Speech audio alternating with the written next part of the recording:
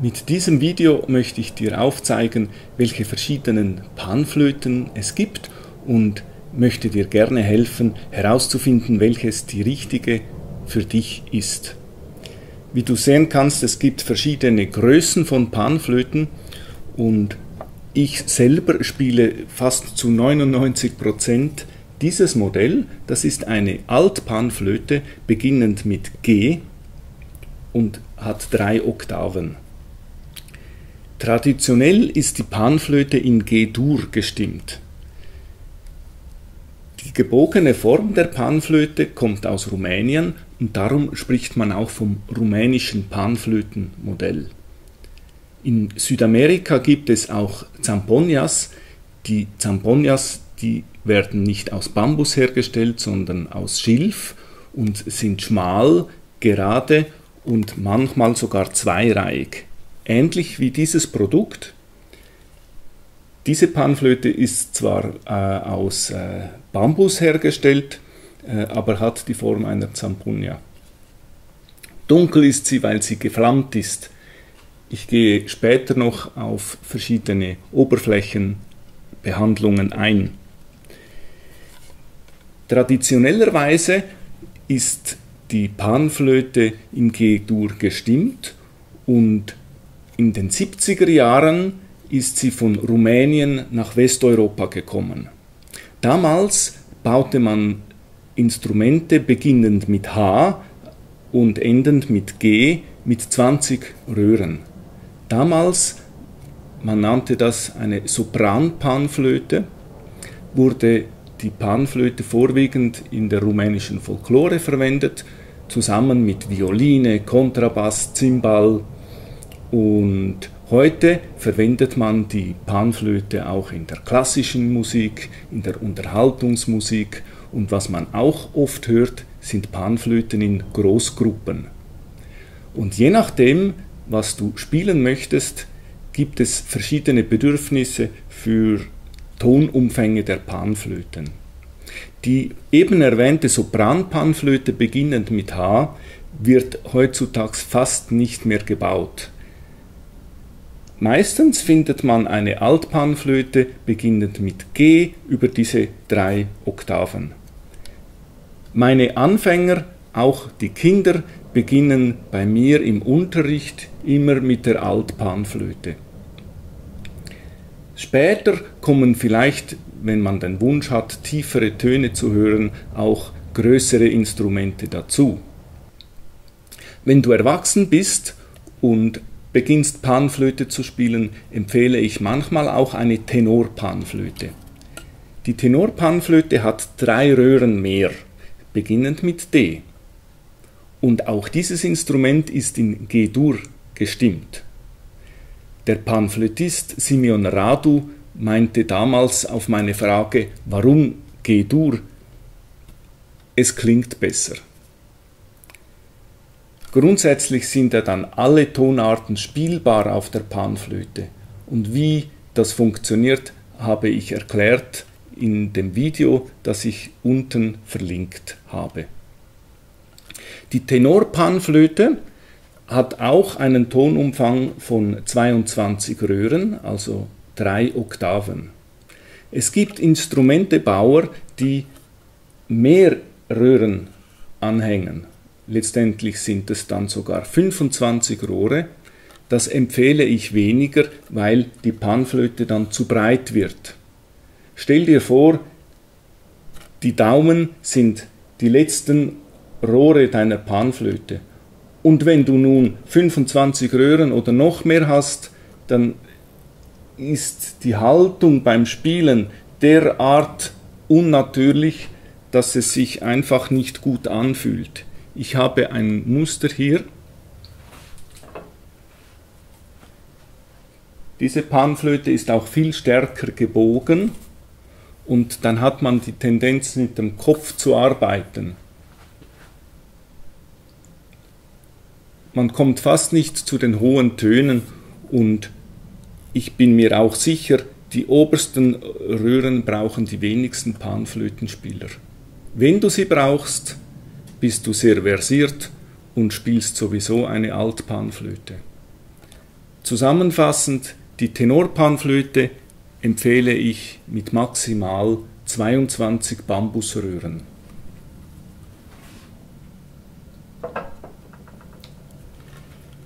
Wenn du in einer Panflötengruppe spielen willst, ist es von Vorteil, wenn du tiefe Röhren hast, tiefe Töne.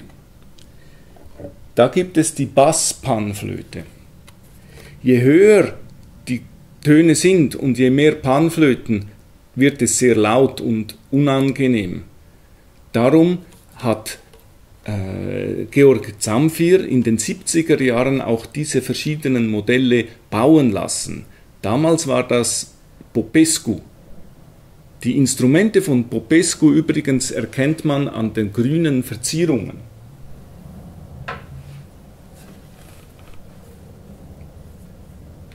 Und hier sehen wir den traditionellen rumänischen Kerbschnitz. Auch hier findest du das grüne Zeichen von Popescu.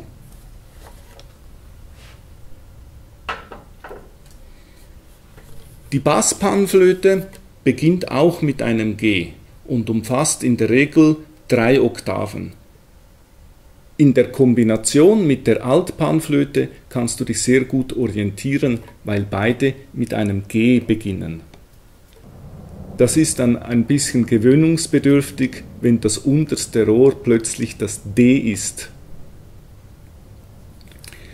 Die Basspanflöte baue ich persönlich in der Regel mit 20 Röhren, vielleicht sogar nur mit 18. Diese Panflöte hat sogar noch weniger und das hat einen speziellen Grund.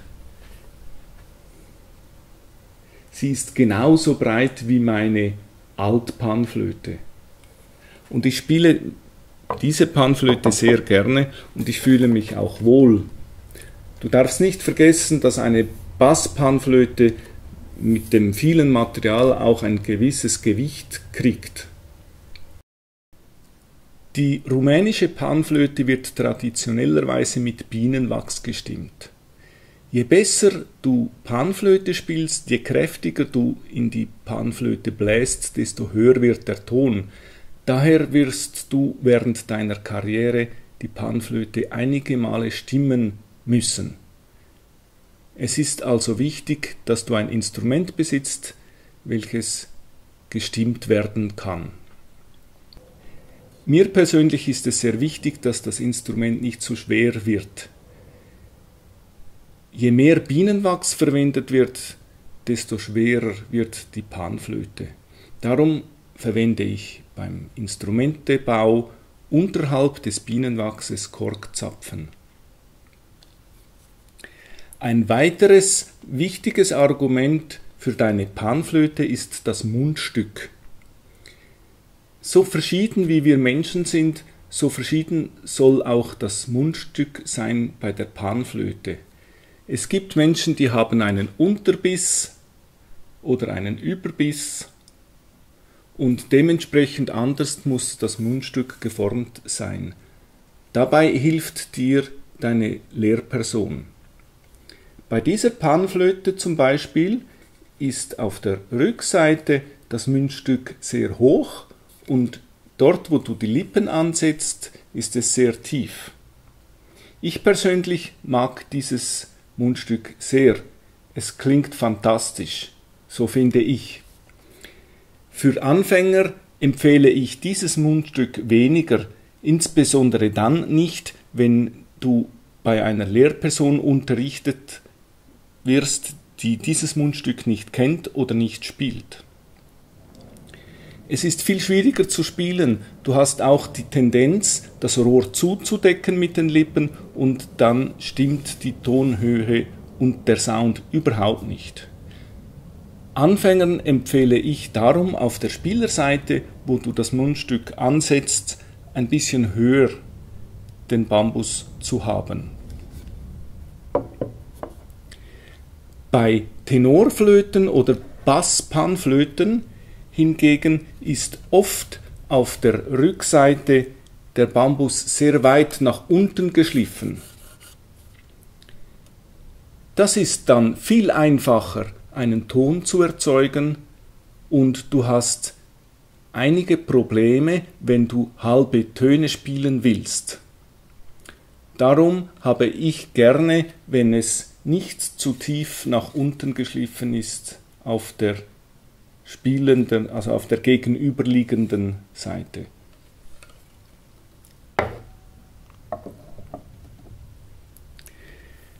Es gibt auch verschiedene Bambussorten. Die meisten Panflöten baue ich mit dem chinesischen Tonkin. Diese Bambussorte ist sehr hart und es gibt einen schönen, warmen Ton, der mir persönlich gefällt. Jetzt sind die Geschmäcker natürlich verschieden und daher habe ich in meiner Werkstatt auch den etwas gelblichere Bambus aus Taiwan. Dieser ist ein bisschen weicher und klingt vielleicht etwas heller oder auch ein bisschen windiger. Da es Geschmackssache ist, empfehle ich dir da einfach beides auszuprobieren, bei deinem Panflötenbauer oder im Musikgeschäft. Natürlich gibt es auch Instrumente aus Holz.